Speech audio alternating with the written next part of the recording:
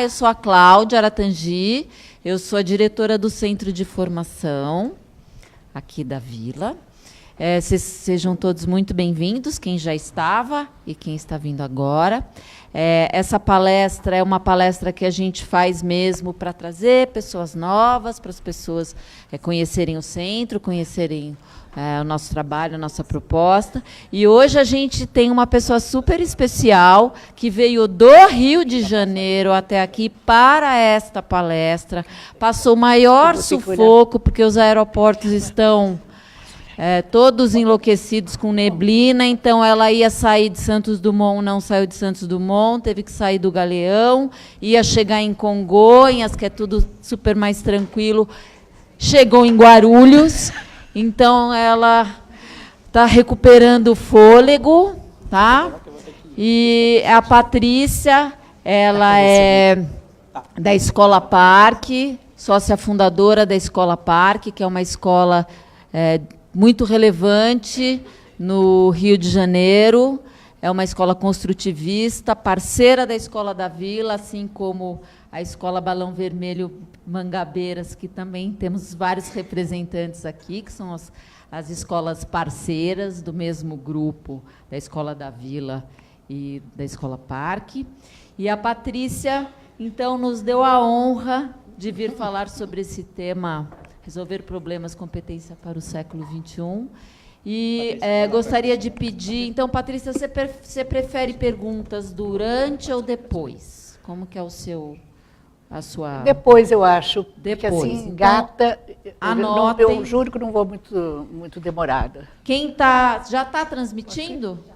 Então, quem está assistindo a gente online, a gente está com a transmissão pelo Facebook. Quem quiser mandar presença, mandar pergunta, é só mandar que a gente está aqui, atento, e vamos incluir as perguntas de quem mandar perguntas online. E a ideia é uma apresentação de mais ou menos 1 hora, né, Patrícia? E aí abrir para perguntas. Tá bom? Eu peço uma salva de palmas para a nossa convidada. Obrigada. Só uma coisa, então, na parte das perguntas, só para não esquecer de usar o microfone quando for fazer pergunta, porque senão quem está vendo a transmissão não escuta, é muito chato, tá bom? Bom, podemos começar, né? Dá para ouvir? Tá dando, né? Bom, boa tarde, enfim, foi uma certa montanha-russa para chegar aqui, mas cheguei. Bom, na verdade, olha só, essa minha fala, tá, é uma fala, digamos, minha, que não é nenhuma receita, eu não venho mostrar nada assim pronto, mas venho, na verdade, convencer vocês de uma tese, é isso que eu quero convencer vocês de uma tese, que eu quero apresentar essa tese. E quem sabe até depois, eu deixo aí meu e-mail, vocês podem me ajudar, porque é uma tese e uma pedagogia, digamos assim, em processo, tá? Em processo de invenção, tá bom? Então, não só de invenção, não é de invenção minha, tá? Porque o que eu vou falar, milhões de coisas, todo mundo já falou, todo mundo não, milhões de pessoas falam e tal. Mas, enfim, vou mostrar para vocês o que é. Bom, esse resolver problemas, competência para o século XXI, isso é a tese. Quer dizer, no século XXI, essa é a competência fundamental. Aí, por quê, né? Vamos ver? Deixa eu ver se eu acerto isso aqui. Como é que faz? Não faz. Espera aí. Quem sabe aqui. Deu certo. Bom, então vamos começar aqui. Não, antes até eu ia começar com outra coisa. Olha só, eu ia começar contando uma história para vocês, que há uns 20 anos, eu acho. Alguém me contou, na verdade, meu irmão, que era advogado de umas firmas de mineração pelo mundo, tá? Uma firma de estanho.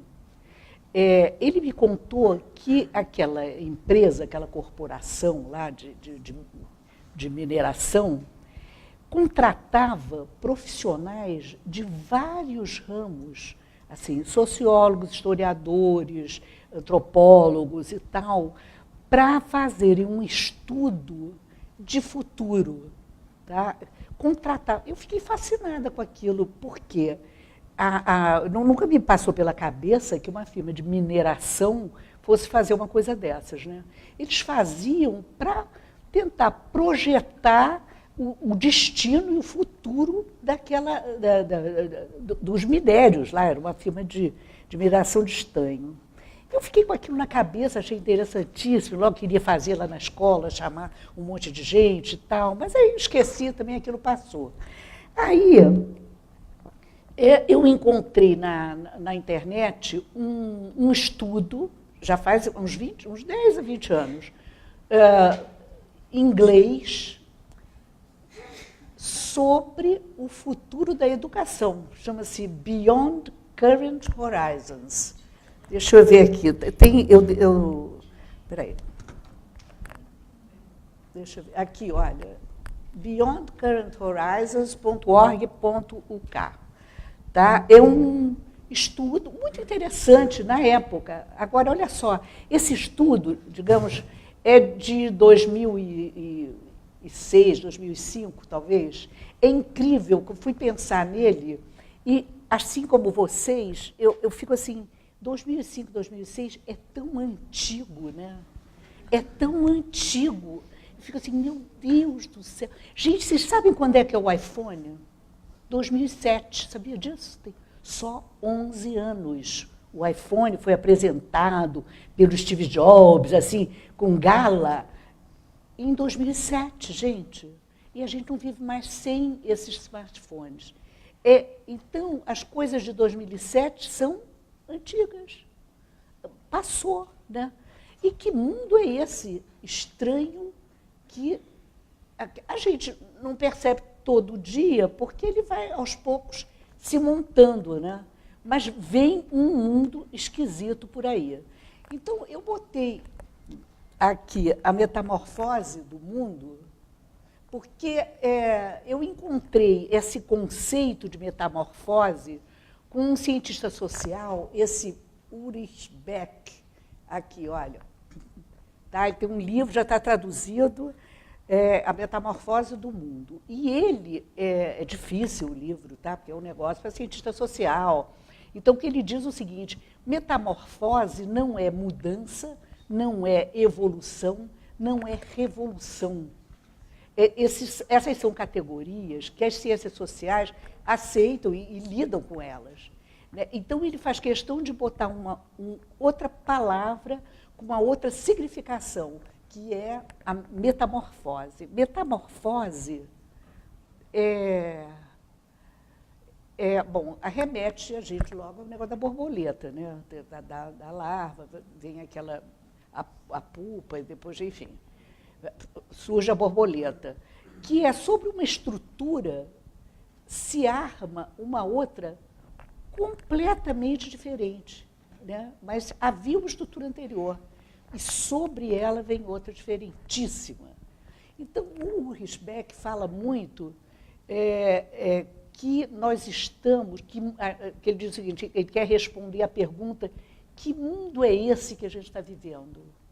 Aí ele diz que uma das respostas dele nós vivemos a metamorfose do mundo. Nós estamos na metamorfose, no processo de metamorfose. Tem que dizer, não houve ainda essa mudança. Nós estamos mudando, né, em processo, que vai dar, se é melhor, se é pior, não importa, está vendo essa mudança. Tá? Então, eu botei algumas coisas ali, inteligência artificial, nanotecnologia, realidade virtual, isso tudo que é uma coisa muito recente, né? Talvez até a gente pense assim, bom, vocês imaginam também com a minha idade, né? Eu pensar assim, realidade virtual, uma coisa tão nova, né? Meu neto acha coisa normal, né? Mas eu não acho, né? Eu acho que no nosso mundo ainda essa coisa está chegando. Como é que será essa realidade virtual? Vamos ver como, né? Realmente, quando ela se instalar, vai se instalar, não vai? Essa internet das coisas, vocês já imaginaram tudo sendo inteligente, né? podendo se comunicar conosco, não é só as lâmpadas, a Siri do meu telefone, tudo tem o tal do IP, né, que é aquele endereço virtual. Né? Mas que mundo é esse? Você vai ao mercado, outro dia eu vi um negócio, você vai ao mercado, as embalagens não são mais fixas, elas começam a falar com você, o bombo, o leite, não sei, sabe? Você imagina essa experiência do mercado nesse dia. Né? A nanotecnologia, vocês sabem que é uma coisa que me fascina que é um fio, né? É possibilidade, coisas minúsculas, enfim, você vai poder curar várias coisas e tal, mas tem uma coisa particularmente que me fascina, que é possível fazer um fio mais fino que um fio de cabelo, mas muito, muito resistente. Tão resistente que dizem que ele seria como a teia de aranha, que dizem que seguraria um avião, né? Assim, se viesse. Mas tem uma coisa que uma das aplicações disso seria fazer um elevador para sair da atmosfera. Em vez de ser esses foguetes e tal, levaria uns 3 dias. Eu li isso, pelo menos. Você ia nesse elevador, né, porque você não gastaria no foguete, aqueles negócios enfim, combustível, esses problemas todos. Então, isso tudo não é ficção científica. Né, quando eu era garota, era ficção científica. Agora, não é. Existe, as pessoas estão lá no laboratório, pesquisando. Daqui a pouco está aplicado, está aqui com a gente. Né? Daqui a pouco está no nosso mundo. E isso vai montando, né, eu acho, essa metamorfose. Né? Os órgãos, né, impressos em três dimensões, eu não sei se alguém assistiu a palestra do TED, em que durante a palestra imprimia-se um rim. Quando acabou a palestra, estava lá o rim impresso. Era não funcional o rim, mas já é funcional. Né? Imprimiram, eu acho fantástico. Né? É fantástico, e no que isso... como é que a gente vai lidar com isso? Como é que... Bom, em cima disso tudo, né, existe a questão da globalização, que o Risbeck também bota, eu acho muito interessante.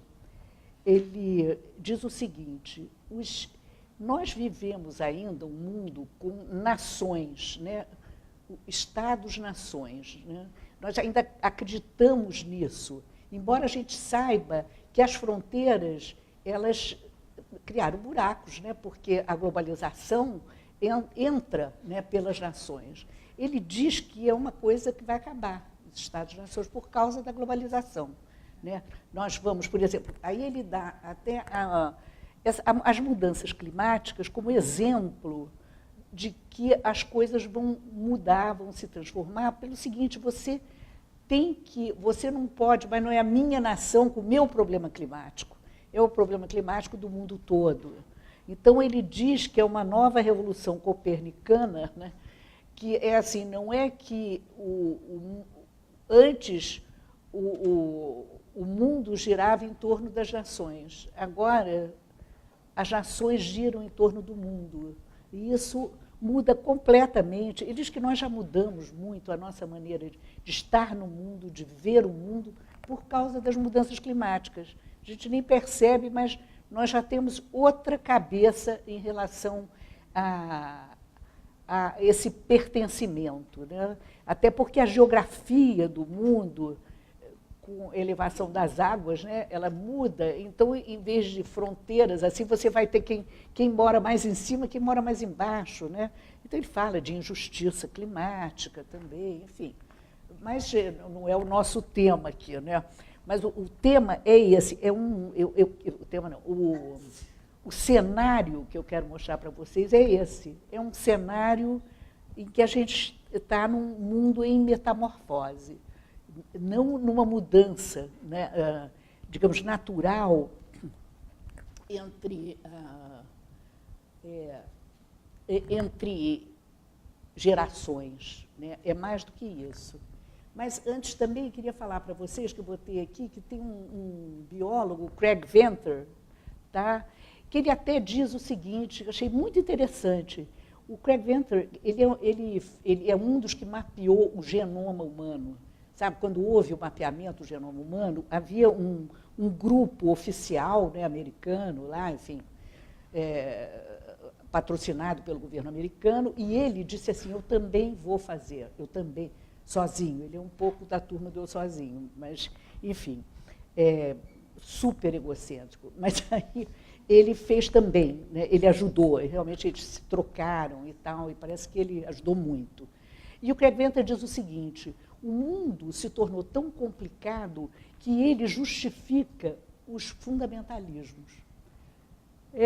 Ele justifica dizendo o seguinte, as pessoas começaram a ficar em pânico com essas coisas estranhas e diferentes que o mundo está nos trazendo. Então, você volta para aquela coisa simples, sabe? Gosto, não gosto, é bom, é mal, é ruim. Quer dizer, você não tem mais preto e branco, é preto ou é branco, não tem mais no meio do caminho.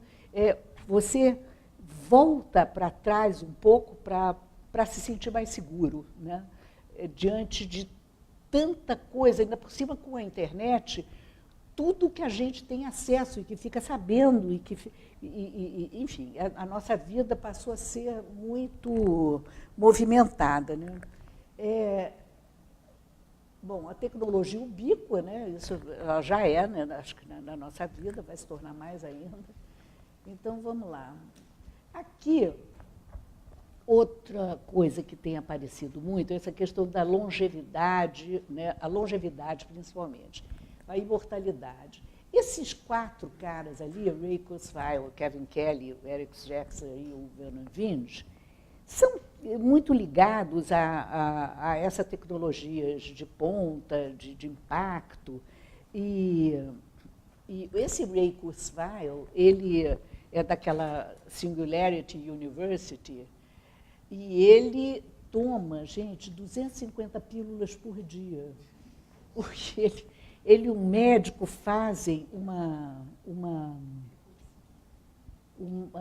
experimentação com ele, tá? A coisa de de viver mais, né? Porque é a história, a célula, o envelhecimento, a célula, são as células que envelhecem. Então, é tentando não fazer com que as células não envelheçam. E parece que é uma coisa na membrana, eu andei lendo isso, na membrana e tal. Então, ele toma 250 pílulas, tudo quanto é coisa, para ver se leva à frente essa questão da imortalidade. Eu achei, aliás, a cara dele bem velhinha, sabe? Não adianta eu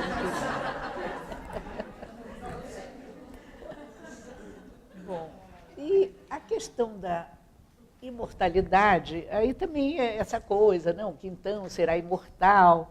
Esse é um dia na vida, né? Enfim, um dia na vida, sei lá. Hoje em dia tudo é possível. Aliás, aquele Ulrich Beck fala isso, né? O que era impossível antes, de repente, é possível, né? Isso é uma coisa da nossa vida. O que a gente achava que era impensável, por exemplo, a procriação que não fosse pelo feminino, pela mulher, gente, agora a gente talvez possa vir outro jeito, né? Já tem proveta, né? Né? Então, o que era impensável mexer nessas questões, agora não é tão impensável assim, é possível, né? Bom, mas aí, essa questão da singularidade é o seguinte, esses buracos negros, eles são inexplicáveis, né? De alguma maneira, tem um limite, os cientistas até o momento, até onde eles podem explicar, dali em diante eles não explicam mais. E eles chamam a isso de singularidade, esse momento, tá? Que assim, nós não temos como explicar, pelo menos agora, não tem como. Então, eles, enfim, propõem que a humanidade vai chegar, gente, em 2050, é amanhã, né, tipo, a singularidade, né? Vai chegar à singularidade, vai haver um momento em que não sabemos mais prever. Mas, enfim, aqui, as coisas que eu digo aqui são um pouco até 2050, digamos, 2035, enfim, não sou vidente, mas das coisas que eu ando lendo. Aqui, olha, 2045, está vendo? É a singularidade. Loucura, né? Bom, então,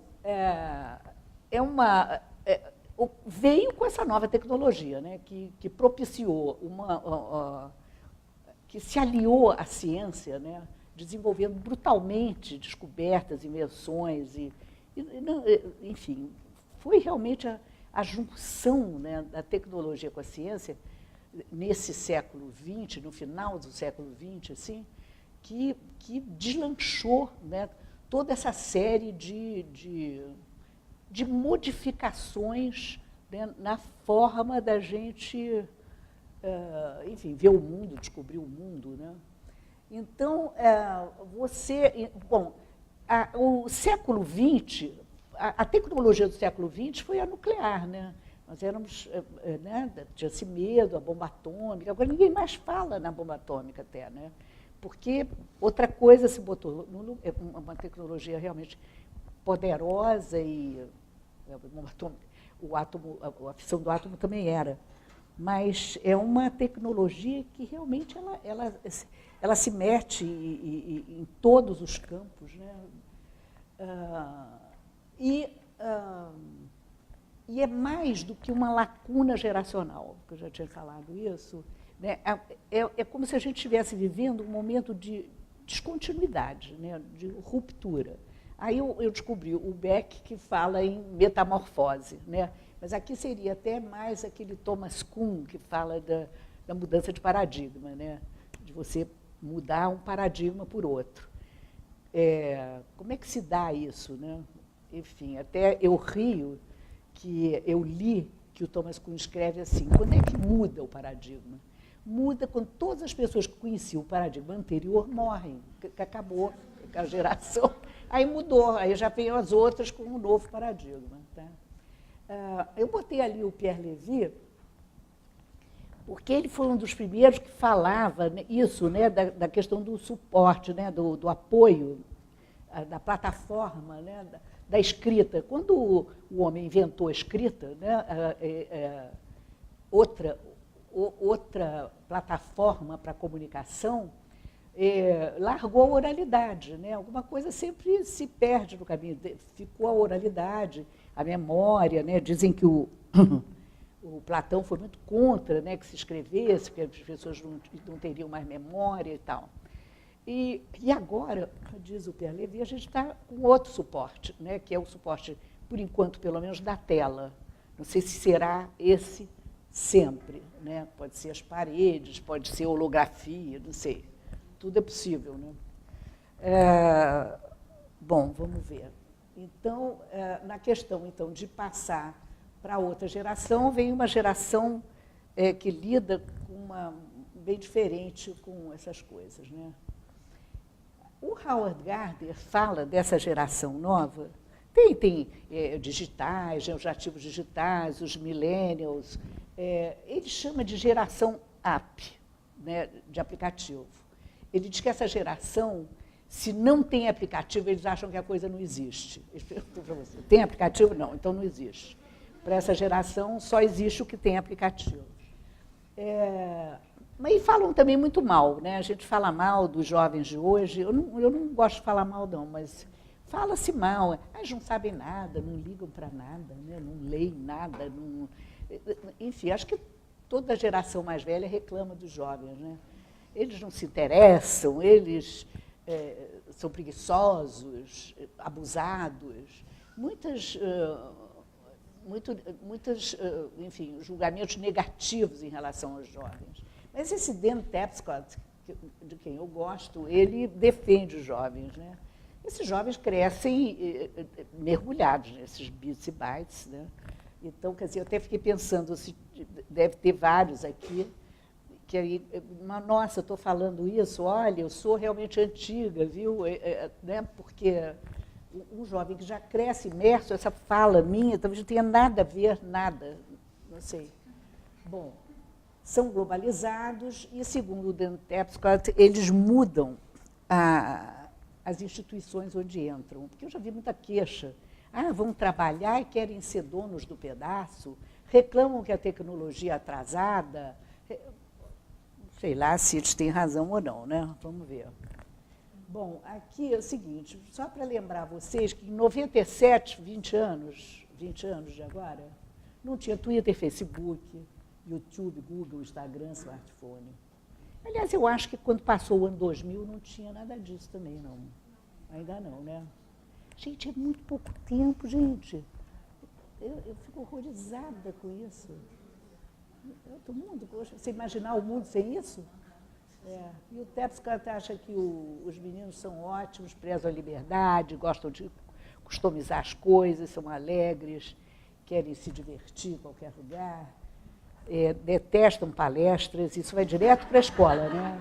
Porque a escola dá aquela aula palestra também, aqui, e a escola também, né? Senta aí, meninos, presta atenção, né?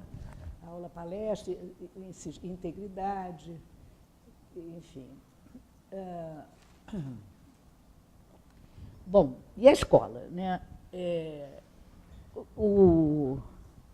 Qual é a função da escola, né? Então, acho que a gente pegando bem, a escola, a função dela foi, não sei se ainda é, mas foi passar para gerações novas os mores, vamos chamar assim, pegando as ciências sociais, os saberes, hábitos, modos de comportamento, passar para as gerações jovens para viverem naquela sociedade. A sociedade atribuiu à escola essa tarefa, né? A nossa atribuiu. Outras sociedades faziam diferente. Né? Índios mostram como, né? As crianças ficam perto, próximas, enfim.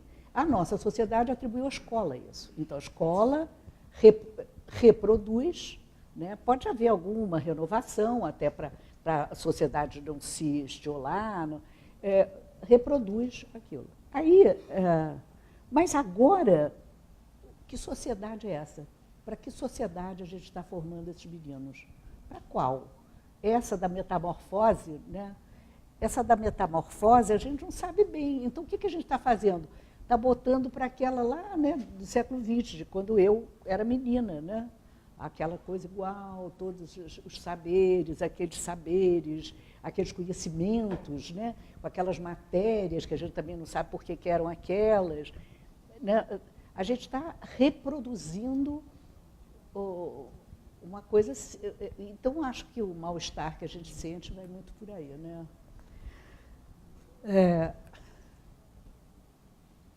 Porque a escola agora, né, ela está derretendo ali, né? Ela perdeu o monopólio de certificação do conhecimento. Né? Ela não tem mais. É a escola que tem o conhecimento? Não, antigamente era. A gente ia lá. Tem uma pergunta, esperar acordar para perguntar ao professor no dia seguinte. Não, agora eu pergunto ao senhor Google, né? Pá, tá, aquilo vem para mim. Estou com a dúvida. Pá. Bom, a educação sob medida, né, essa possibilidade, você não precisa daquela coisa todo mundo igual, todo mundo da mesma idade, aprende a mesma coisa e tal. Não tem mais sentido, né, com a nova tecnologia. O tempo variável você pode fazer as coisas mais rápido, mais devagar, né? Você precisa passar 13 anos na escola, talvez pudesse passar menos tempo, ou mais até, né? Porque, enfim, ano passa de ano. O que é passar de ano, né? Hoje em dia perde tanto sentido. O que é passar de ano, gente? Terminou algum ciclo que durava um ano? Não terminam, né? As coisas são para sempre, né? Estudar, aprender para sempre. Enfim, as escolas, aqui tem muita gente que discute muito comigo essas coisas, enfim. As escolas podem ser diferentes entre si, elas não precisam ser iguais. Aí fica aquela coisa, meu Deus, e agora? A BNCC, né? E agora a tal da base comum, que tem que estar descrito ali de jeitinho, todas as matérias, como é que não descreveu tudo aquilo? Será que precisa disso, gente? Mas e aí, como é que a gente mantém a nação, né? Aí volta ao Estado-nação, né? Não, mas é o país, é a nossa língua. Mas tudo está muito, areia movediça, né? Então, é complicado isso. Enfim, educação à distância, que a gente ainda resiste muito, mas evidentemente que é uma coisa que está aí, né? Está aí, vai acontecer. E hands-on, né? A coisa da aula-palestra, não dá, né? Tem que aprender fazendo, né? Os meninos, me parece que vai por aí, tá? Porque esses jovens, ainda por cima, que vêm à escola nos encontrar, jovens, as crianças já também, né? Vêm com outra cabeça, né? Eu fico imaginando uma experiência esquizofrênica das crianças, né? Eles vêm com uma experiência de casa e entram na escola e não combina com nada do mundo, nada do que eles conhecem do mundo, né? E a escola, então, fica sem significação. Não é para o aluno, não é que a gente quer agradar o aluno. Ela é sem significação para a sociedade também. Quem é que a gente vai? A gente está formando como que pessoas para essa sociedade. O que eles vão fazer na sociedade? Os faraós do Egito, saber todos eles, agora, vem cá, o que eles têm que saber agora? O que eles precisam saber agora para isso? Sabe? Foi ótimo ter aprendido os faraós do Egito, mas passou, está ultrapassado. Olha que pena, chato, vou chorar, porque foi minha formação, mas está ultrapassado, né? Então a escola ficou tediosa para os meninos, com razão, toda razão, né? Não sei como, e a gente ainda bota aquilo lá. Vamos lá. Bom, então, repensando, né? Vamos repensar nessas metodologias, né? PBL, que são os problemas, né? Acho que vocês já devem ter tido contato com essa coisa da aprendizagem por problemas, que tem uma discussão por projetos, né? É projeto ou é problema? Bom, são coisas diferentes em princípios teóricos, né? O projeto, ele é fechado, o professor sabe onde é que ele vai parar e tal, ele fecha. E o problema, você não sabe onde vai parar. O problema pode gerar outro problema, outro problema, outro problema, você fica eternamente o problema. Pode fechar também, né? De vez em quando é bom dar uma fechada para você não ficar desesperado. Mas enfim, jogos, né? A tal da gamificação, eu nem sei direito, confesso o que é isso, imagino. Né? Existe uma escola nos Estados Unidos, né? que com gamificação, Fundamental 2, né? Q2L, né? Quest to Learn. E hands-on, colaboração, isso também é uma palavra absolutamente fundamental para a formação dos jovens para o futuro. Né? Para o futuro e por agora, né, na verdade. E os conteúdos, o que é conteúdo? É problema real, é problema da vida, trazer os problemas, né? O trânsito em São Paulo. Não, isso é muito grande, então começa a aprender a recortar problema. Então, se não é em São Paulo, é aqui no Morumbi, se não é no Morumbi, é na Vila Sônia, é nessa rua, qual é o pico, qual é... Vem cá, tem tudo aí, né? Tem matemática, tem estatística, tem, sei lá, economia, tem trânsito, tem espaço, geometria, tem tudo, né? Problemas reais. Ética, que eu acho que me parece que é uma coisa absolutamente fundamental, a discussão ética com as crianças o tempo todo. Nem vou contar, que é uma história muito grande, mas depois eu conto, se der tempo. A sustentabilidade, né? Essa questão do planeta. E conhecimentos fundamentais, botei logo uma interrogação aqui. Porque, certamente, quais são os conhecimentos fundamentais? Quais são? Né? Aí vamos começar a botar, não, história é fundamental, descobrimento do Brasil, sei lá. O que é realmente fundamental para viver neste mundo em metamorfose? Esse aqui é minha aflição. Eu botei lá umas experiências aqui, não sei se vocês conhecem esse Sugata Mitra, que é um indiano, vejam o TED dele, tá? Muito interessante, adoro, é bem disruptivo, assim, tá?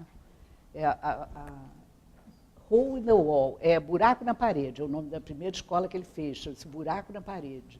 Ele botou um computador do lado de fora da sala em que ele trabalhava, olhando para fora. E os meninos de rua ficavam lá, da Índia, né? Ficavam lá. Aí ele tinha até, segundo ele, não sei se é romantizado, que as crianças aprenderiam de qualquer maneira. E efetivamente aprenderam. Ele chegou lá, todo mundo sabia mexer no computador, não precisou de aula de, sabe, aquelas aulas de Excel, de não sei o quê, não precisou de nada daquilo. As crianças sabiam mexer no computador, adoravam, mostravam para os outros como eram e tal. E a outra escola dele, que é mais recente, que é a School in the Cloud, a escola na nuvem, que é engraçado, que ele faz grupos em torno de computadores sempre, né? Que ele dá algumas tarefas, eu não sei bem como é que é, mas imagino que seja assim. E ele vai lá de vez em quando perguntar se eles estudaram e tal. Uma que ele conta nos TEDs, que ele deixou lá no sul da Índia umas crianças e ficaram danados. Quando ele apareceu 3 meses depois, disseram, mas como você deixa um negócio em inglês, meninos indianos? E em inglês a gente não entendeu, negócio de biologia e tal. Aí ele falou, oh, mas que coisa, que pena. Aí a menina falou, não, a não ser a questão da replicação daquele gameta, sei lá, quando eu estou falando, ele disse, quando ouviu isso, a replicação tinha entendido, ele disse, pode deixar, vou deixar mais 3 meses, só volta daqui a 3 meses. Já entenderam alguma coisa. Mas, na verdade, ele botou uma pessoa que fazia intérprete e ele fez uma coisa muito engraçada. Ele contratou várias velhas aposentadas para serem velhas na nuvem, para darem uma vez por semana, 1 hora, assim, para ficarem no Skype com as crianças. Não para dar aula, para nada, para lá, se elas quisessem perguntar alguma coisa e tal. E as velhas adoraram, tinham que fazer, né? Viraram a voz da nuvem. É engraçado isso. Bom, então, diante desse quadro, eu imagino que a gente tem que educar as crianças para enfrentar desafios, né? Para esses problemas que elas vão encontrar na vida. É isso que me parece que vale a pena aprender agora. Então, aqui é que as pessoas brigam muito comigo por causa... Eu abandono essa educação que eu tive, não estou dizendo vocês, vai ver que tiveram outra melhor, da erudição, né? Eu fui educada para ser erudita, sabe assim? Erudita, saber muita coisa e tal, enciclopedista, fala, já sei. Mas, vem cá, meu neto não precisa disso, sabe? Eu fico muito orgulhosa da minha formação. Maior orgulho, ótimo. Mas o meu neto não precisa. Ele não precisará disso aí. Não vai precisar dos faraós do Egito, não vai precisar. Das barbas de camarão, eu brinco com os professores de biologia lá da escola. Vocês estão ensinando nome de barba de camarão para as crianças. Ficam zangados comigo.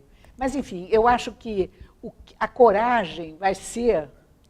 Não sei, eu não tenho, tá? Não é que eu tenha, não, tá? Mas a coragem é abandonar essa educação do enciclopedismo e da erudição para a solução de problemas.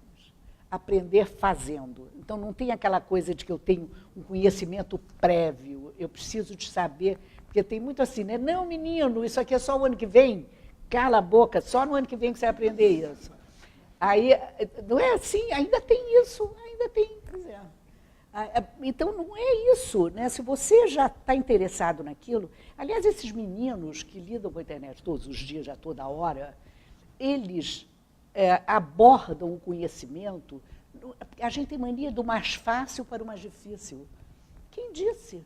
Quem disse que é do mais fácil para o mais difícil? Né? Eles abordam de qualquer lado, eles vão, pegam ali e vão procurar e catam. Não tem essa coisa do mais fácil para o mais difícil, né? Eles não pensam em facilidade na hora que se interessam por alguma coisa. Então, aqui é um quadro, né? Você identifica o problema, define, explora, age, revê. Há vários quadros desse tipo na internet, tá? Bonitinhos, assim, vai aparecer mais um aí, que eu gosto, é coloridinho. Mas, na verdade,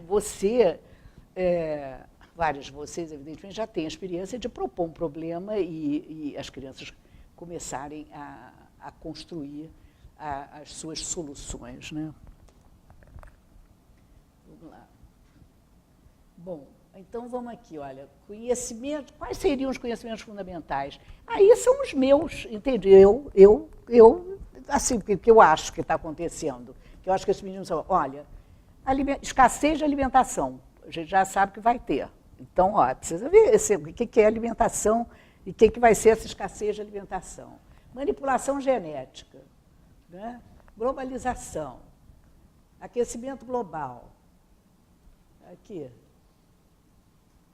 Genético isso aqui também, né?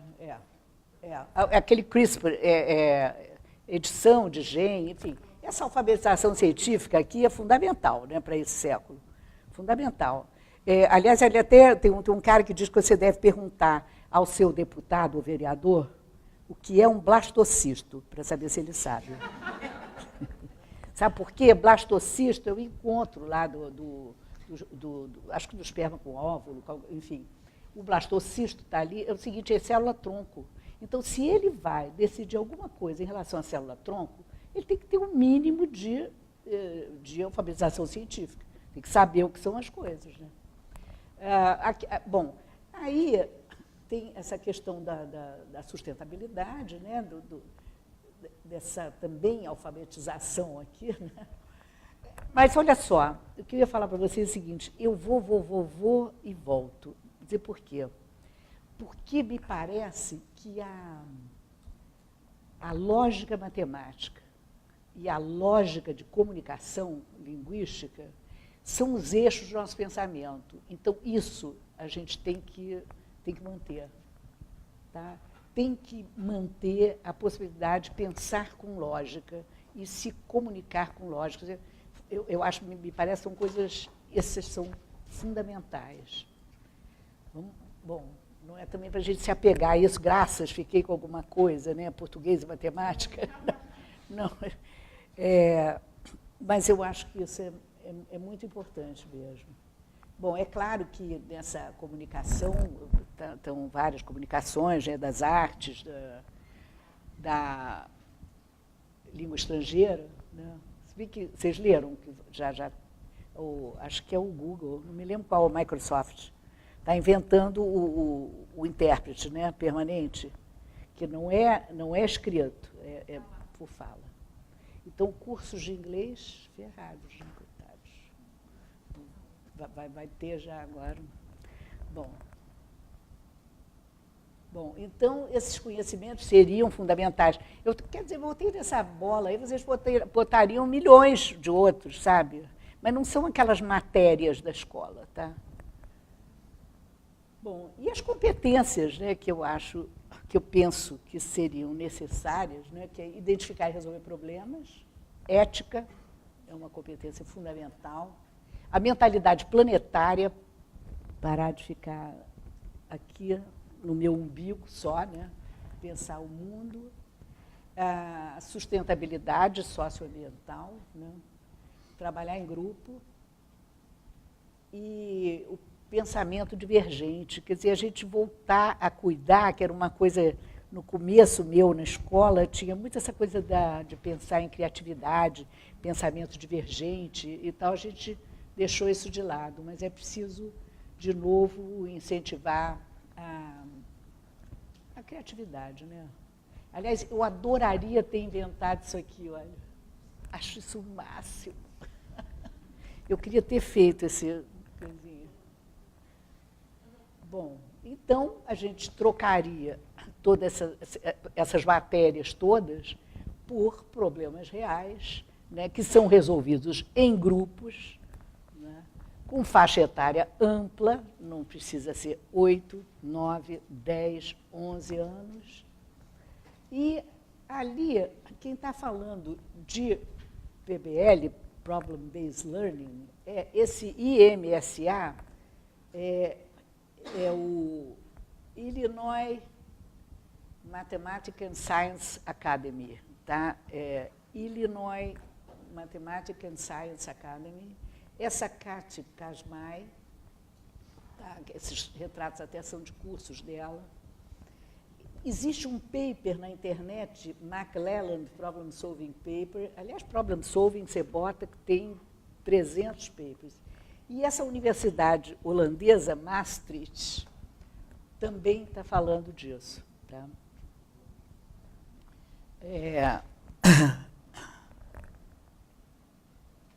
Então, quer dizer, a tese, que eu disse a vocês que eu tinha uma tese, que eu ia tentar convencer vocês, era... Eu acho, quer dizer, eu, na verdade, quero que vocês me deem apoio para eu ter coragem. É largar essa coisa dos conteúdos, largar conteúdo de lado. Dá medo, né? Larga tudo e bota problemas da vida real. Ah, mas e aí? Não, não vai. Alguma coisa há de se perder. Alguma coisa se perde sempre, mas se ganha outra coisa, outras coisas. Né? Bom, aqui eu falei mais o quadrinho, olha que bonitinho, tem vários, né? Cenário do problema. Você pode fazer o seu próprio quadro para dizer, né? Eu gosto desse, que é porque o problema é resolvido, mas tem o problema não resolvido. E tem muito isso nessa PBL, tem muito essa questão do problema não resolvido. É possível não resolver e ir atrás de novo do problema. Bom, e isso, o futuro é essa estrada reta, sem desafio nenhum, sem obstáculos? Não. É esse aqui? Também não, porque ainda está muito fácil. Ah, aqui um labirinto, vai para cá, vai para lá. Eu acho que é muito mais esse aqui, ó, essa corrida desabalada para dentro de um mar revolto. Né? E o mar é um labirinto, você sabe, é um labirinto acêntrico, é um labirinto sem centro. É um labirinto aterrorizante, é verdade. Aí você fica lá, gira, gira. Mas esse é o futuro da gente, eu acho. Tá? Aposto nisso. Tá bom, queridos. É isso aí. Obrigada.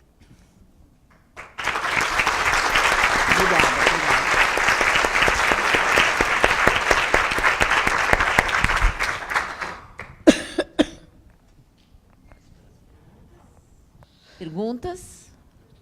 Quem quiser, por favor, levante a mão. Deixa eu passar o microfone. Ó, o pessoal que está assistindo a gente online pode mandar perguntas também.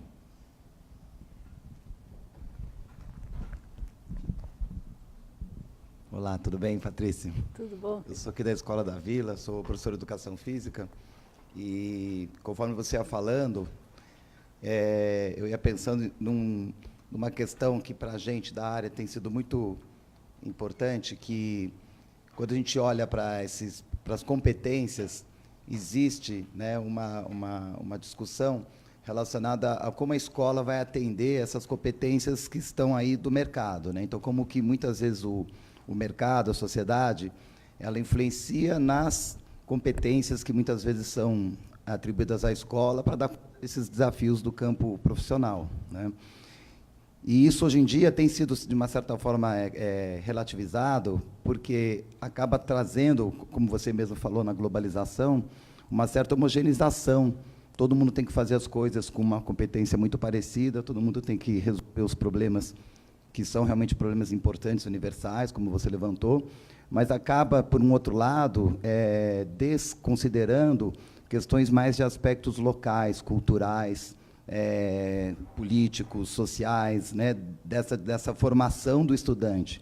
Então, na verdade, assim, acho que é mais não é nenhuma pergunta, mas uma colocação do que você talvez pensa em relação a isso. Sim, a gente tem que desenvolver competências dentro do trabalho da escola, mas, ao mesmo tempo, a gente também não pode transformar a escola num algo que se submeta somente a essas competências exigidas pelo mundo atual, pelo mundo globalizado, né, por essa política neoliberal, enfim, que acaba, muitas vezes, mercantilizando a educação, né, e deixando de considerar essas questões que também são importantes da escola, que acho que também, como você falou, tem alguns conhecimentos que são enciclopédicos, são conhecimentos que, às vezes, não serviram para uma série de coisas, para o mundo atual talvez não sirvam, mas que talvez alguns conhecimentos que estão voltados a uma formação mais das questões sociais, políticas, filosóficas, etc., que acabam,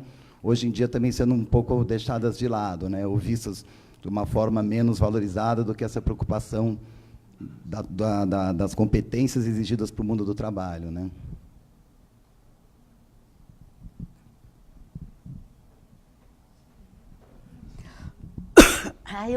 Eu tenho microfone, não precisa, eu estou esperando o microfone voltar. Olha só. Não, claro, se pensar nisso tudo, né? Não sei, se eu entendi bem, me parece que hoje as escolas são muito semelhantes, no sentido de elas atendem a esse mercado, sei lá, né? Um tipo de escola, pelo menos, né? Elas são semelhantes. Então, quando eu digo que elas podem ser diferentes, elas não precisam ser iguais. Então, e de verdade eu acho isso, tá? Eu não acho que uma escola... Aliás, existe aquela célebre carta, não sei se vocês conhecem, do índio americano que o inglês convidou para frequentar a escola dos ingleses, chamou o filho do cacique. É uma famosa carta, está no livro talvez do Carlos Rodrigues Brandão, não me lembro. É uma carta famosíssima do índio respondendo ao inglês. Olha, muito obrigada, que coisa boa. Só que é o seguinte, se ele for estudar na sua escola, ele volta absolutamente imprestável para a aldeia. Ele não sabe de nada da aldeia, vai saber coisas de lá, né, de vocês colonizadores. É uma coisa assim, mas é maravilhosa essa carta, vale procurar. Então, eu fico pensando assim, porque ao mesmo tempo tem aquela coisa que a gente ficou muito... O que é justo, né? Então, o menino da Amazônia precisa ter a mesma física, ou talvez precise, não sei, que o menino daqui de São Paulo, do Morumbi. Será que precisa? Ou ele precisa saber da floresta, muito mais de lá da floresta? Ah, mas aí ele não vai ser justo quando ele fizer o vestibular. Será que é justo? O que é uma coisa justa? É todo mundo igual? Eu tenho me debatido muito com esse problema, sabe? Então, quando você me fala de atender ao mercado, tremo, né? Porque fica uma coisa realmente terrível isso, né? Eu fico pensando, as crianças, elas são globalizadas, elas não têm que atender ao mercado, elas têm que criar e construir um mundo para elas, né? Um mundo bom, legal, interessante, uma vida interessante para elas, né? Uma das críticas em relação à base, né? Porque a base, em algumas áreas, não todas, mas acaba tendo esse olhar muito homogeneizador e desconsiderando a tal da justiça. Pois é, não tem que ter isso, tem que ter, né? Se você tem eu aprendi, aliás, um negócio interessantíssimo esse ano, até lá na escola, uma festa junina da Amazônia, que é linda, que são 2 bois, que é uma coisa espetacular, nem sabia que isso existia, que é quase como aquela escola de samba do Rio, sabe, assim, vestem-se e tal, uma coisa lindíssima. Você já imaginou? Não pode perder, eu acho, não pode perder uma coisa, uma cultura local, né? Acho que não deve perder, não sei se não pode, mas essa diversidade, né? Promover a diversidade. E eu fico pensando, por favor, estou jogando para vocês, depois me manda e-mail, será que é justo botar todo mundo aprendendo a mesma coisa? É isso que é justiça? Todo mundo sabendo aquela equação de 2º grau, aquela mesma? É isso que é justiça? Eu não sei, eu fico assim. Ou não, quem quer saber pode ir saber em outro lugar, não sei. Talvez a BNCC, agora já caiu de moda, mas quando os itinerários formativos, quer dizer, evidentemente, se aquilo fosse bem colocado, que a gente já sabe das dificuldades todas que seria colocar aquilo. Mas seria interessante se você tivesse todos os itinerários, você então iria por algum, né?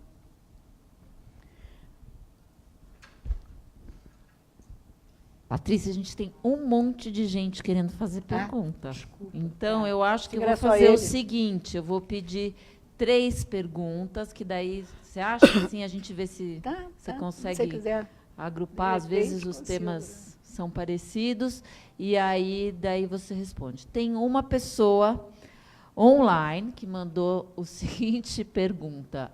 A Sheila, ela perguntou como faz para convencer os pais desta visão.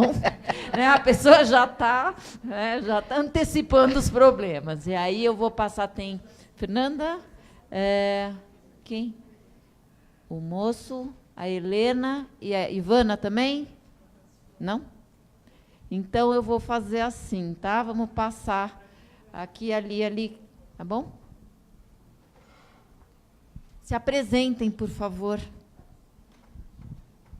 Bom, eu sou Fernanda, faço a direção pedagógica aqui da Escola da Vila.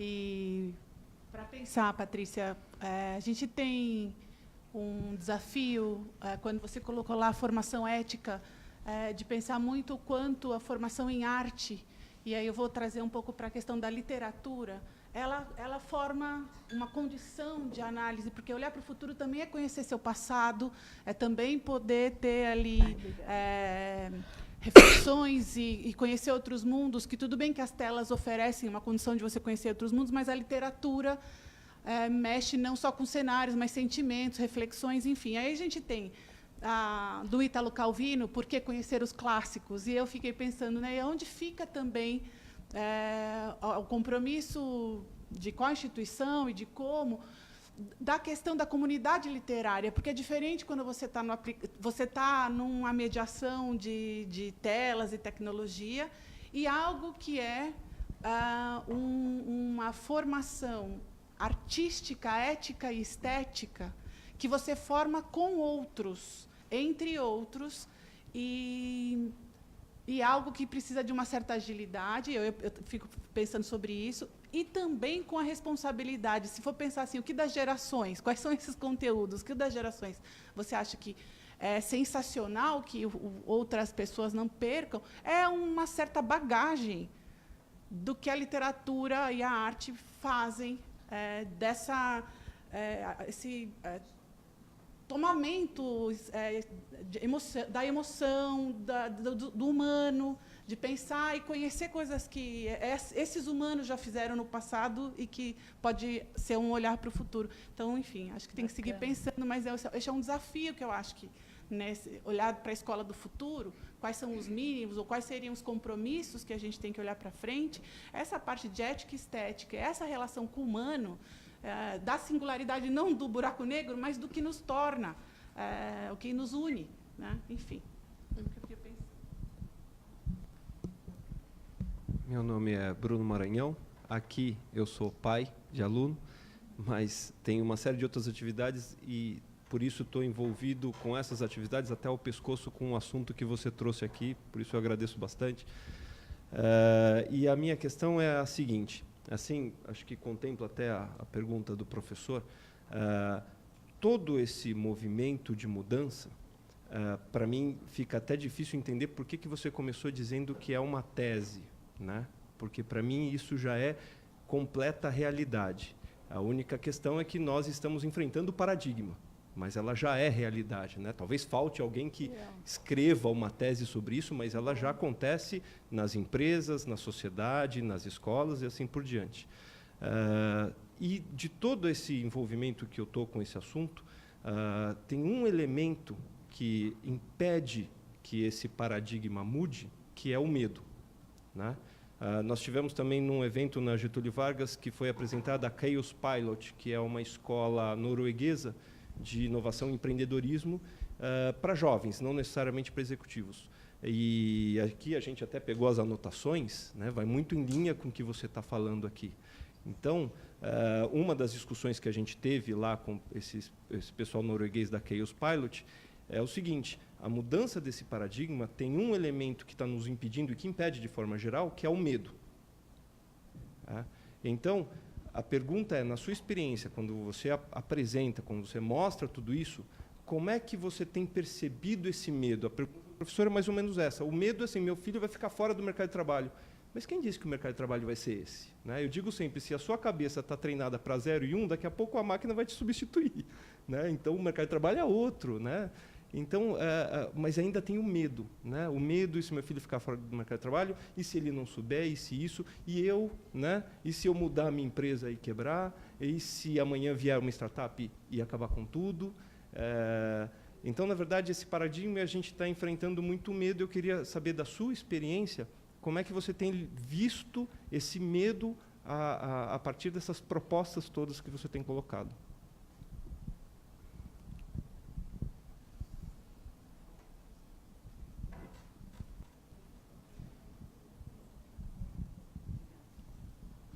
Oi, Patrícia.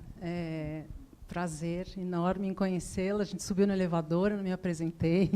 Meu nome é Helena, eu coordeno a área de tecnologias aqui da escola. E gostei muito de muitas coisas que você trouxe. Queria principalmente trazer de volta a fala do Marcola, que eu gostei muito, porque eu acho que a gente está num momento que a gente precisa de muita gente crítica a tudo isso. Muita gente que fale, pera lá, né? Porque a gente tem mudanças muito intensas e muito grandes acontecendo, e tudo isso precisa de uma certa... pera lá, vamos ver o que é isso, e vamos considerar, contextualizar e aí pensar sobre isso. Eu estou dando um curso que é sobre pesquisa em meio digital, e durante o planejamento eu me lembrei muito do conto do Funes, o Memorioso, do Borges, que é aquele cara que ele acumula informação, mas ele não consegue generalizar, não consegue analisar, não consegue... então, eu acho que a gente precisa, acho que talvez uma dessas competências ali seja intensamente o pensamento crítico, para justamente a gente falar, pera lá, e a gente ser capaz de avançar de uma forma crítica, né, de uma forma questionando tudo isso, porque realmente quando a gente olha dessa forma, a gente às vezes é tomado por essa avalanche, né? E eu acho que a gente precisa analisar, ser capaz de, né, ter alunos que sejam capazes de questionar, né? Por isso também que a gente usa a tecnologia muito aqui na escola, para que eles sejam capazes. Esses dias a minha filha, que estuda aqui, falou, vocês estão mudando muitos projetos da escola que eram em papel e estão passando para o digital, por que vocês estão fazendo isso? Ela falou para mim, eu achei sensacional. Aí eu e o meu marido, a gente falou, a gente tá fazendo isso para vocês serem capazes de questionar também, porque a gente precisa usar e precisa pensar sobre isso, né? E justamente você questione, porque aí a gente vai retomar, vamos discutir e tal. Então é isso, eu acho que a gente precisa mesmo, né? A escola, principalmente, precisa ser um lugar de crítica, precisa ser um lugar de se pensar sobre, de falar, pera lá, para a gente ver que caminho, né? Enfim, então falei muito. Obrigada. Prazer. Agora comigo? Bora. Tá bom. Vamos juntar aqui. Bom, olha só. Primeiro, Fernanda, eu acho sim, mas achei que era um ótimo problema para os garotos, né? Eu apresentaria para eles a questão da literatura. Olha, gente, o que a gente vai fazer com literatura, né? Eu perguntaria a eles.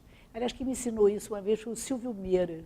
Ele foi lá à escola, enfim, esteve lá com a gente, e eu disse a ele, mas como fazer? Ele disse assim, pergunta aos meninos.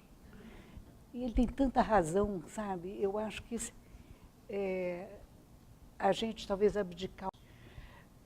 Mas eu acho que a gente só vai criar alguma coisa, conseguir que eles construam essa necessidade da leitura pedindo a eles próprios. Aliás, li também que o Seymour Papert, uma vez, morreu, tadinho, eu adorava ele. Ele tinha uns garotos, garoto, como é que se chama isso? Enfim, iam ser presos, qualquer coisa assim. Eram 8 meninos, que ele disse a eles, olha, vamos fazer o seguinte, ou isso, ele combinou lá com o cara, com o governador, sei lá de onde, Assim, eu vou ficar com esses 8 garotos. E eles vão frequentar a escola comigo e tal. Só que eles vão fazer uma escola deles. E eu me lembro disso, Fernanda, que ele propôs aos meninos assim, quantos livros vocês vão ler por ano? E os meninos botaram, sei lá, muito mais do que os outros 4, os meninos botaram 8. E leram os 8, mas partiu deles isso, né? Então, acho que, quem sabe a gente resolve por aí o nosso problema com a literatura, né? Não sei, tem muitos problemas, muitos. Agora, o medo é o medo, estamos aqui com medo, medo, ela está com medo, estou com medo. Medo a gente tem, né, para você realmente depois se abandonar todo um negócio que funcionou um século, pelo menos, né, ou 2, e aí dizer que não, que é outra coisa, como é que eu ia lidar com isso, né? E aí tem o tal do mercado de trabalho, meu filho não vai dar para nada, e aí? Né? Como é que vai arranjar emprego? Só que a gente sabe que que emprego também não vai mais ter, né? Aquela carteira assinada, 13º, também vai acabar. Então, quer dizer, pelo menos dizem, mas eu acho que é bem capaz de acabar mesmo, né? Então, eu não sei, essas pobres dessas crianças, a gente está criando para quê, sabe? Para serem economistas, trabalhar em banco. Bom, desculpa, aí eu tenho muita aflição disso.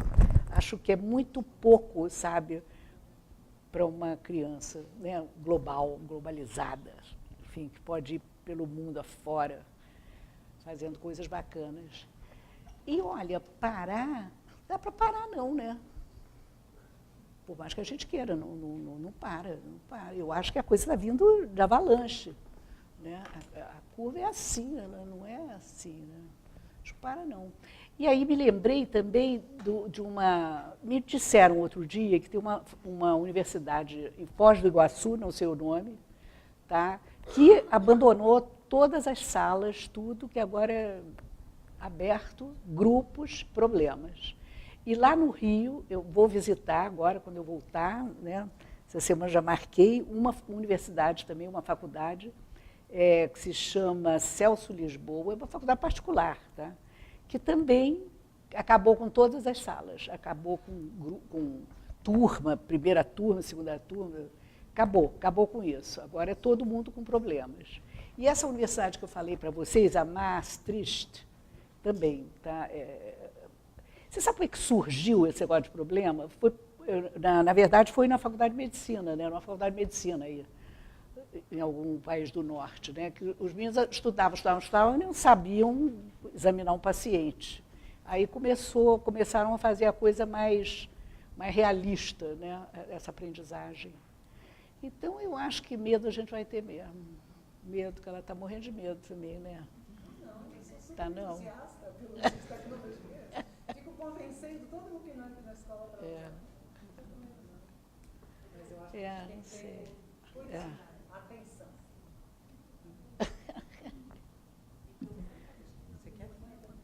Tem mais alguém? E a Sheila, que convenceu o pai, diz a ela que para me ajudar.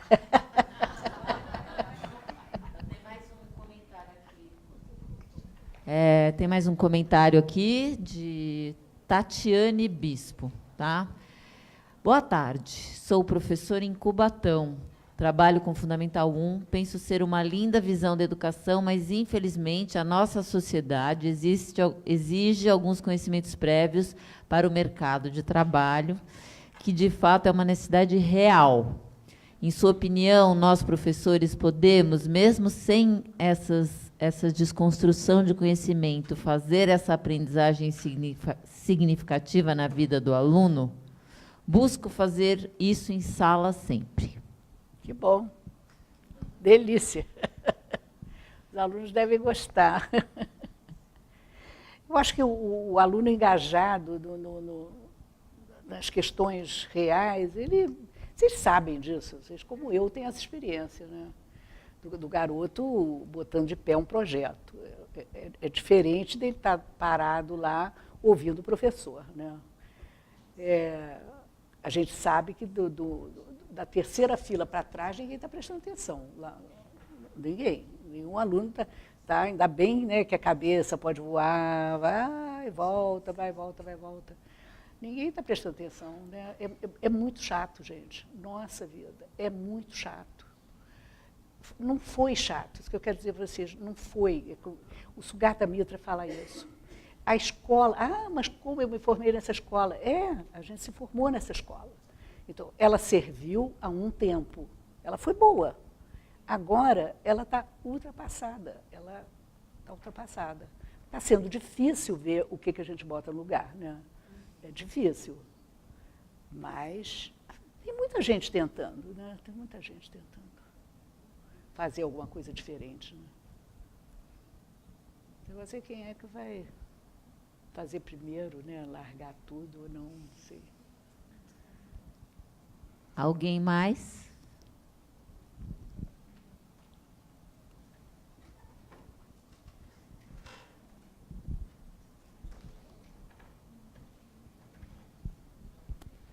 Oi, Patrícia. Boa tarde. Meu nome é Priscila. Eu sou mãe de uma aluna da Escola da Vila também. E ela tem 7 anos e agora está começando a leitura. Então, ela está encantada, está muito... se deu bem nesse mundo da leitura, né? E aí ela me perguntou se ela poderia fazer um canal no YouTube e para dar dicas de leitura. A princípio eu fiquei bem assustada, porque eu não, assim, assusta, é aquilo, né? É um novo para a gente, mas para eles é o mundo deles, o que eles estão vivendo agora, né? E não gostei pela exposição que poderia ter, enfim. Aí eu sugeri de ter um Instagram. Falei, eu posso fazer um Instagram para você, porque aí eu consigo, do meu Instagram, eu consigo olhar as postagens e as coisas que ela está fazendo. E sempre que ela posta, eu estou junto, e ela me pergunta. Então, assim, a gente fez um Instagram para ela, e ela posta livros que ela leu, né? E dicas de leitura dos livros, né? O que ela achou do livro, nome dos livros. E ela está gostando bastante. Mas a gente se assusta, assim, né? A gente nunca sabe se está fazendo certo. Algumas pessoas falam da exposição, né, da criança na rede social. Então, a gente ainda fica inseguro, a gente tem esse medo. Mas é a ferramenta que eles têm hoje, né? E para usar para uma coisa que para ela está sendo bacana e que eu acho bacana, que é a literatura, né? E eu queria saber a sua opinião referente a isso. Eu estaria também assustadíssima.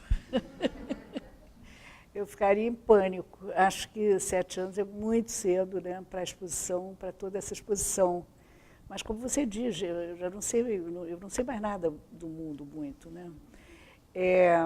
Eu fico pensando assim, daqui a pouco todas vão fazer, né? Mas a questão é a coisa da privacidade, né? Não tem mais. As pessoas... eu li uma frase ontem, que era assim, se você quer comodidade, abandone a privacidade. O que quer dizer isso? Fiquei assim, o que quer dizer isso, né? Se você quer comodidade, abandona a privacidade. Acho que é comodidade, sei lá. Já sei. Era relativo a tudo que você bota na internet, compra isso, compra aquilo, que não sei o quê, que pede comida e tal. Eles botam os tais dos algoritmos, né? E você vai parar na lista de alguém, né?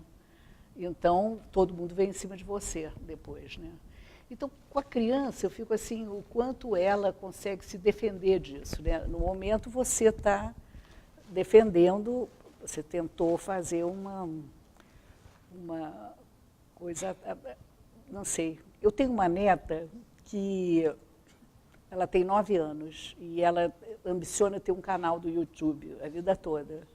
E a mãe dela diz que vai pensar, até hoje está pensando. Mas ela faz, entendeu? Ela brinca de fazer, ela faz filme, sei que, aí ela parte para outra, faz outra coisa, entendeu? Aí, enfim, ela ainda respeita a mãe, né? Ela não bota lá. Sei lá, fica de olho, né? Na verdade, o que eu pensei, assim, ela é muito comunicativa e está nesse mundo literário agora que ela está encantada. Então, eu não quis cortar isso, tirar isso dela e, sei lá, não uma decepção, mas eu quero que ela coloque isso para fora mesmo, de alguma forma, mas que preservando isso, a imagem dela, né? Por isso que no YouTube eu falei não mesmo, de cara. E deixei ela fazer um Instagram, que aí você aceita quem você está vendo ali, né? Você aceita ou não. Enfim, mas eu também, a gente fica um pouco assustada, né? Com esse mundo que está vindo aí. Nossa.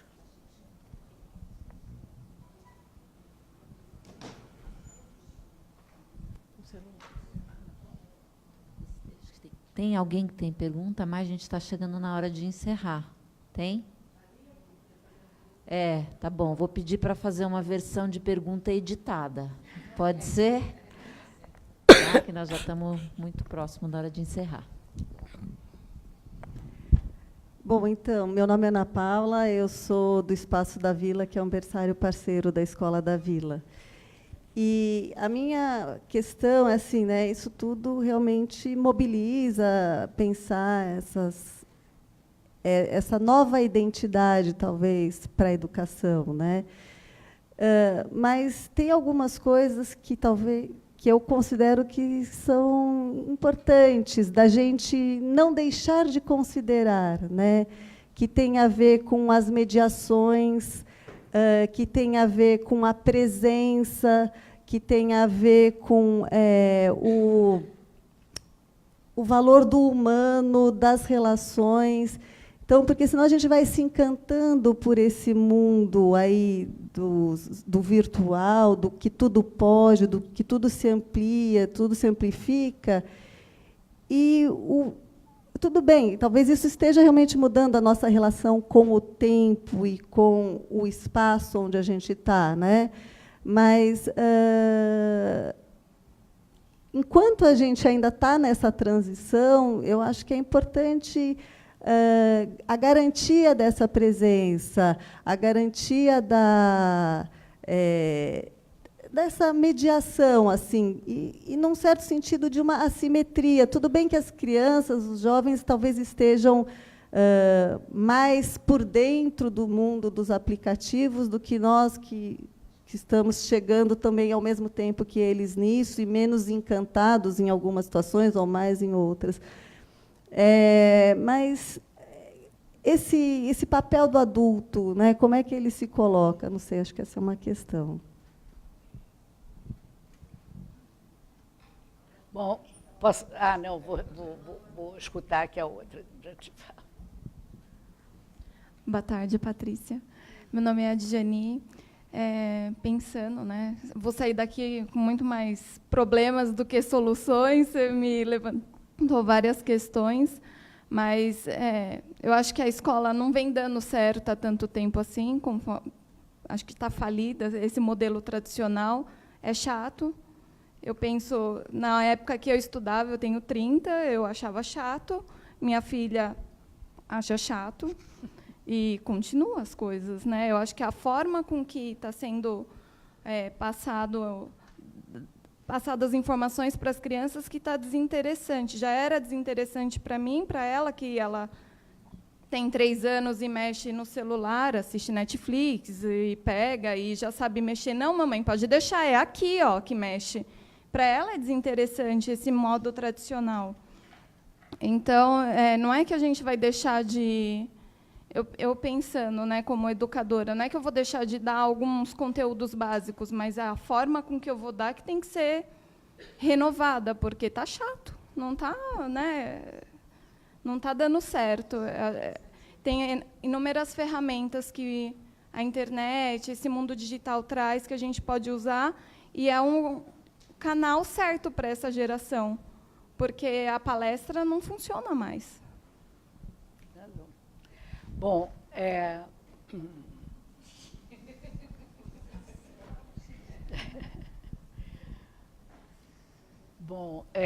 eu acho que, quer dizer, nós todos concordamos que a escola precisa mudar, a gente não sabe como. Vai ver que é assim mesmo, né? Um processo vagaroso, de questionamento, a gente debatendo, vai, não vai, morrendo de medo, aí não vai, aí vai, fica e tal. Aí muda um pouquinho aqui, muda um pouquinho lá, enfim. Um dia vai ter que mudar, né? Mas isso vai vagarosamente. Talvez seja sábio isso, né? Da coisa não ser de uma hora para outra. Agora, adulto, eu espero que continue sendo adulto para sempre, né? Adulto é adulto, criança é criança. Então, a relação é assimétrica, e seja que escola for, seja que educação for, né? Eu acho que, quer dizer, tem que ser assim, não é? Aliás, outro dia eu ouvi uma palestra curiosa de alguém falando o seguinte, que nós perdemos um pouco isso, a questão do adulto, do velho, sabe? Dizia o seguinte, na verdade, achatou-se tudo, porque velho não é mais velho, porque velho se veste como moço, velho é mais velho, é terceira idade, aquelas coisas, né? Então, velho não é nem parâmetro para as crianças. Olha, um dia vou ficar velho. Não, vovó agora se veste igual a criancinha. A criança se veste igual a um jovem. Os jovens e os velhos e os adultos. E ficou todo mundo meio parecido, né? E assim, escuta. Não, tem que escutar a criança. Sim, você tem que escutar, tem que ter uma boa escuta para o mundo, para a criança, para todo mundo. Agora, peraí, tem um limite, né? Porque hoje em dia esse escutar a criança quer dizer ceder, né? Escutar não quer dizer ceder, quer dizer escutar. Escuto, às vezes tem razão, às vezes não tem, né? E, em geral, o adulto é que sabe o que é melhor para uma criança, né? Então, eu espero que esse achatamento de todo mundo da mesma idade não pare com isso, porque é uma loucura, não é bom para as crianças, nem as pequenas, nem os jovens, não é bom para os jovens isso, né? Vovó é velha, né? Enfim, mas eu acho que a gente, quer dizer, eu no momento, confesso a vocês, estou numa fase meio assim, está devagar, né? Eu gostaria que fosse logo, que essa mudança acontecesse, ou que a gente pudesse experimentar. Isso eu já vi, não existe a Escola Parque, não tem, eu falo, mas não está lá, não. Tá? Essa escola ainda não existe, essa do tentar botar o problema para os meninos, tentar fazer com que eles, talvez até discutir com eles, seria muito bom, né? Um currículo. Mas você sabe que é curioso, já experimentei às vezes com os meninos, eles são muito conservadores. Conservadores não, é porque também eles não sabem muito das coisas também, eu acho. Então, eles ficam fazendo escolas iguais às que eles frequentam ou ouviram que existe, né? É curioso isso. Não vem, mas enfim. Mas acho que seria uma boa perguntar para eles as coisas, seria bom. É isso, pessoal. Acho que encerramos, né, Cláudia? Bom, gente... Obrigada por vocês. Muito obrigada a todos. Eu queria só...